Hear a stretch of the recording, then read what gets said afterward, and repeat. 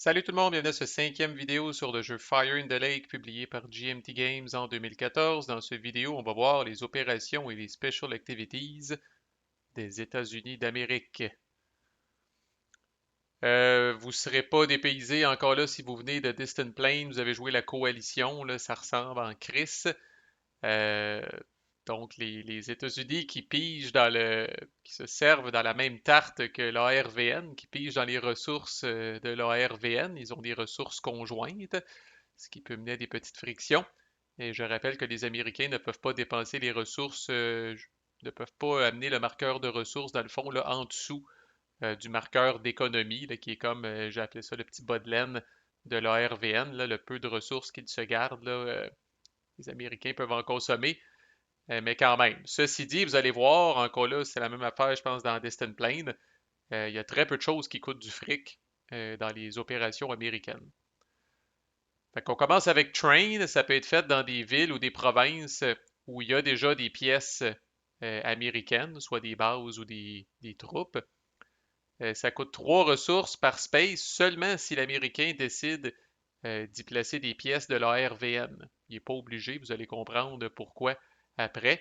Mais dès qu'il décide de placer ne serait-ce qu'un cube ou une base ARVN, ça va lui coûter 3 ressources par space. Dans chaque space, l'Américain peut placer un à 2 Irregulars, qui sont ces espèces de forces spéciales qui sont ici. Ou s'il y a une base américaine, il peut placer un à 2 Rangers, qui sont les forces spéciales de l'ARVN, ou jusqu'à 6 cubes ARVN, un mix de troupes police comme ils veulent. Ensuite, dans une et une seule, il peut faire ça dans plusieurs spaces, mais le bout qui suit, c'est dans une et une seule space qui a été sélectionné pour le training et qui est contrôlé par les coins. L'Américain peut payer pour pacifier ça de un ou deux niveaux. Selon le petit texte qui est écrit ici, là, la procédure est presque la même que dans la séquence de coups, c'est-à-dire que ça coûte 3 ressources pour se débarrasser d'un marqueur de terreur, puis après ça, pour 3 ressources, l'Américain peut augmenter le niveau de support de la space de un ou 2 niveaux. Là. Fait que ça peut coûter 9 ressources au total, 3 pour enlever un marqueur de terreur, puis après ça coûterait, mettons, 6 ressources pour shifter la space de 2 coches vers Active Support. Puis la nuance est importante, là, quand il arrive dans la séquence de coups, il faut que l'Américain ait des troupes, il faut qu'il y ait de la police, puis il faut que la space soit coin control. Mais ici, n'ajustez pas votre appareil, la space a seulement besoin d'être coin control pour que l'Américain puisse pacifier. C'est une grosse différence importante. Ou encore, s'il décide de ne pas pacifier, puis que la space sélectionnée en question est Saigon, l'Américain peut convertir jusqu'à 3 de patronage en ressources ARVN. Et ne sous-estimez pas ça, ce n'est pas uniquement aux méchants de se battre contre le patronage de l'ARVN. L'Américain a sa part, son rôle à jouer, là. En fait, c'est l'Américain qui a probablement la façon la plus efficace de réduire le patronage. En faisant ça, là, il coupe le patronage de 3 puis il ajoute 3 ressources. Fait que ça regarnit un petit peu les coffres du gouvernement puis ça réduit le patronage. Sinon, le patronage, c'est quelque chose qui a tendance à augmenter sans fin, là. Puis à un moment donné, par le temps que vous voulez faire quelque chose, là, il est probablement trop tard. Fait que l'Américain va devoir faire ça au grand détriment de son allié à un moment donné là, pour garder la corruption un peu sous contrôle. Ensuite, patrouiller, ça coûte rien, c'est-tu pas le fun, ça, cette affaire-là? Fait que, qu'est-ce que ça sert? C'est que dans le fond, là, l'Américain peut bouger autant de troupes qu'il veut en suivant des locks ou des villes adjacentes tant qu'il ne pogne pas des insurgés. Fait qu'on l'a vu quand on a parlé de la RVN, là, mais ce petit cube-là pourrait s'en venir ici. Il n'y a pas de guérilla, fait que je peux continuer, je peux m'en venir ici. Il n'y a pas de guérilla, je peux continuer. Je peux m'en venir ici, après ça, je peux m'en venir ici. Tu sais, quand vous faites un patrol, là, vous redistribuez dans le fond des troupes. Puis dans le fond, là, moins il y a de guérilla sur les locks puis dans les villes, plus vous allez avoir de mobilité. Là. Fait qu'une troupe spécifiquement doit s'arrêter dès qu'elle rentre sur une lock ou sur une ville avec des guérillas méchantes. Là. Ensuite, sur chaque lock, vous allez activer un ennemi pour chaque cube US qui se trouve là, même si le cube se trouvait là avant le patrol. Et si désiré, vous pouvez faire un assaut gratuit sur une de ces locks-là avec la petite procédure qu'on va voir là, dans pas longtemps. Sweep, vous ne pouvez pas faire ça dans ce que le jeu appelle le monsoon, c'est-à-dire que si euh, vous êtes la carte là, juste avant le coup, là, vous ne pouvez carrément pas faire de sweep. C'est une des limitations du jeu. Il y en a d'autres là, pour l'américain, des limitations comme ça, là, mais le sweep n'est pas disponible si la prochaine carte est un coup. Sinon, ça coûte zéro. Encore là, c'est très le fun. Vous bougez des troupes américaines. Si vous voulez, vous pouvez les bouger d'abord sur des locks où ne se trouve pas de guérilla. Et ensuite, vous allez arriver dans les spaces que vous allez avoir sélectionnés.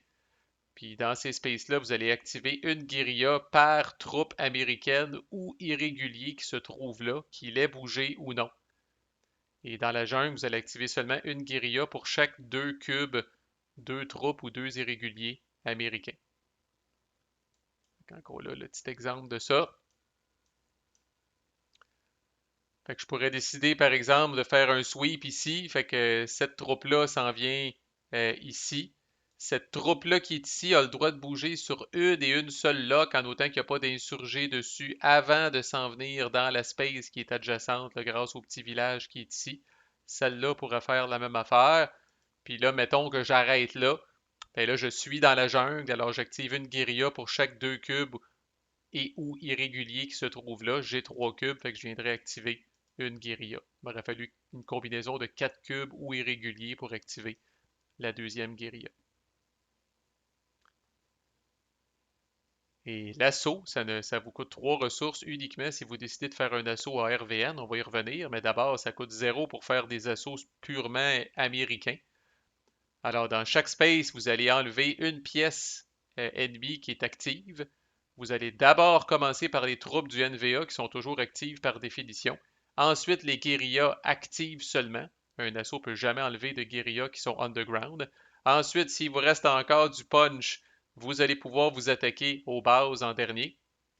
Puis en dernier, vraiment dernier lieu, là, les bases avec un tunnel. Puis les bases avec un tunnel, je refais l'exemple que j'ai fait pour le RVN, là, même si vous avez 2 bases avec un tunnel, si vous arrivez ici et il vous reste encore du punch, vous allez lancer un seul dé. Sur un 1 à 3, il ne se passe rien. Sur un 4 à 6, vous enlevez un des tunnels. Pour que la prochaine fois, vous puissiez enlever la base. C'est de l'ouvrage en crise. Là. Ce qu'on remarquera, c'est que les Américains sont, ben, sans surprise, sont pas mal plus efficaces en termes de firepower quand ils font un assaut. D'abord, s'il y a une base dans la space, là, les Américains sont vraiment en pétard, hostie, puis défendent leur base à tout prix. Ils peuvent enlever 2 pièces pour un cube.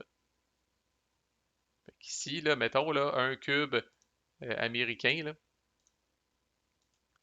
C'est seulement les troupes, là, si je me trompe pas. Ouais, les irréguliers n'ont pas rapport là-dedans. Fait qu'ici, même si j'ai seulement un cube, même si c'est de la montagne, je pourrais enlever ces deux guérillas-là. Si jamais je suis dans un Highland et qu'il n'y a pas de base américaine, à ce moment-là, j'enlève une guérilla pour chaque 2 cubes. Fait que là, ça devient moins efficace. Dans les autres types de terrains, les lowlands et les jungles, c'est un pour un. Fait que checkez d'abord s'il y a une base. Si oui, c'est 2 pour un. Si vous êtes dans du Highland et qu'il n'y a pas de base, c'est un pour 2. Si vous êtes dans du Lowland et de la jungle, c'est un pour un. Puis une fois que vous avez fait les assauts américains, si vous voulez, dans une des spaces que vous avez sélectionnées, là, vous pouvez payer 3 ressources pour faire un assaut ARVN. Alors là, vous allez faire un assaut, mais avec les pièces de l'ARVN, ça ne vient pas fucker l'éligibilité de l'ARVN d'aucune façon. C'est comme juste un petit assaut boni. Fait que dans une space où il y a particulièrement beaucoup de méchants, puis que vous n'aviez pas assez peut-être de troupes US pour finir le travail, mais qu'il y a quand même pas mal de cubes ARVN qui sont là, bien, vous pourriez faire un assaut ARVN. Ça va vous coûter 3 ressources, mais c'est quand même intéressant parce que c'est un exemple d'opération conjointe, si on veut, entre l'américain et l'ARVN. C'est trop dur dans les coins de faire du, tu sais, vous sweepez, par exemple, les guérillas sont actives, puis là, les méchants jouent, puis là, ils remettent les guérillas underground. C'est souvent, dans les coins, on a l'impression de faire du surplace. Fait qu'il faut être attentif à ces opportunités-là de faire des choses back-à-back avec d'autres, euh, avec notre partenaire, dans ce cas-là, la RVN, si vous êtes l'Américain. Fait que je vous réfère aux vidéos précédentes là, pour l'assaut à RVN. Là, ça ressemble pas mal, mais le RVN est un petit peu moins efficace avec ses troupes, là. Ça a besoin d'avoir plus de cubes pour être capable de faire du dommage. Maintenant, les activités spéciales américaines. Advise, c'est bon en Chris. Dans la catégorie, justement, travaillons ensemble. Ça peut se faire dans 2 spaces maximum. Ça doit être jumelé à un train ou un patrol. Donc, 1 ou 2 spaces qui n'ont pas été sélectionnés pour faire du training, si c'est le training que vous avez fait. Donc, dans chaque space, vous avez le choix entre sweeper sur place, donc faire un sweep sur place, ou faire un assaut avec l'ARVN qui va vous coûter 0, ou activer un ranger ou un irrégulier qui est underground pour enlever 2 pièces ennemies. Les bases en dernier, puis vous ne touchez pas au tunnel. Alors encore là, même affaire que dans le cas du, comment ça s'appelait donc? Raid. Dans le cas de l'ARVN, c'est le même principe. Vous n'êtes pas tenu, si vous faites la deuxième partie, là, vous n'êtes pas tenu de vous attaquer aux troupes en premier, puis vous pouvez enlever des guérillas qui sont underground avec un advise. Par contre, les bases sont toujours en dernier, puis vous ne pouvez pas toucher au tunnel. Ensuite, si vous voulez, vous augmentez le aid de 6. C'est rare que vous allez vous priver de ça. Fait que là, ça, c'est intéressant en calice parce que là, si vous faites un. Bon, si vous vous timez avec votre ami de la RVN, puis vous dites, bon, ben écoute, là, toi, sweep, puis moi, après ça, je vais faire un advice, puis je vais te permettre de faire un assaut gratuit dans la space que tu viens de sweeper. Tu sais, c'est comme ça, des fois, que vous pouvez faire là, du teamwork, là, du travail par équipe avec la RVN pour venir à bout de vous débarrasser là, des méchants qui vous échappent tout le temps entre les doigts. Là. Fait que dans maximum 2 spaces qui n'ont pas été sélectionnés pour du training, vous sweepez sur place ou vous faites un assaut avec la RVN pour 0 ou vous activez un ranger ou un irrégulier qui est underground pour enlever 2 pièces ennemies. Ensuite, le airlift qui vous permet de redistribuer vos troupes. Vous choisissez 4 spaces. 2 si on est en monsoon, c'est-à-dire 2 si vous êtes en train de jouer sur la carte qui est juste avant le coup. Encore là pour vous limiter un petit peu. Là. Fait que choisissez 4 spaces, 2 si c'est un coup qui est la prochaine carte. Et à travers ces spaces-là que vous avez sélectionnés, vous redistribuez les troupes comme vous voulez à travers ces spaces-là. Et vous pouvez même redistribuer une combinaison de 4 irréguliers et ou rangers et ou troupes ARVN. Les troupes ARVN, les rangers puis les irréguliers, vous allez être limité à 4, mais les troupes, vous pouvez les redistribuer comme vous voulez. Cette limitation-là avant le monsoon, c'est que, bon, au niveau des points de victoire, des fois, tu sais, des conditions de victoire, il y a entre autres bon, les spaces contrôlés par les coins, les spaces contrôlés par le NVA. C'est pour empêcher quelqu'un qui est comme juste chieux, parce qu'il y a une opération puis une special activity juste avant un coup, de faire un asti justement de coup fumant, là, puis que personne n'est capable de réagir, puis ben, Callis, il a gagné. Fait qu'à force de testing, ça n'a pas vraiment, hélas, de sens thématiquement tant que ça. C'est vraiment mécanique relié à la façon que les coins fonctionnent. Que maintenant, on flippe une carte et on dit ah ben, Callis, c'est un coup la prochaine. Fait que certaines special activities, certaines opérations, le sweep entre autres, airlift, airstrike, sont limitées à cause de ça. Pour empêcher des joueurs d'avoir un avantage peut-être indu du fait qu'ils sont capables d'agir juste avant que la carte de coup se déclenche. Puis l'airstrike célèbre dans la campagne du Vietnam. Euh, Ça accompagne n'importe quelle opération, même affaire avec le airlift. Vous allez d'abord lancer un dé. Et puis, en fait, vous allez pouvoir là, tuer des ennemis là, dans autant d'ennemis là, finalement que la valeur du dé que vous avez roulé. Fait que c'est pour ça qu'ils disent vous pouvez faire ça dans 1 à 6 spaces, parce qu'évidemment, ça dépend aussi de ce que vous roulez sur le dé. Si vous roulez 3 sur le dé, vous allez faire ça dans maximum 3 spaces. Mais si vous roulez un 6 sur le dé, vous pourriez hypothétiquement choisir 6 spaces, puis éliminer une pièce dans chaque. Encore là, en monsoon, vous êtes limité sur le nombre de spaces que vous pouvez choisir, qui est 2. Mais vous lancez quand même le dé, puis si vous lancez 6, ben, vous pourriez éliminer par exemple 3 pièces dans les 2 spaces que vous avez sélectionnés, même en période de monsoon.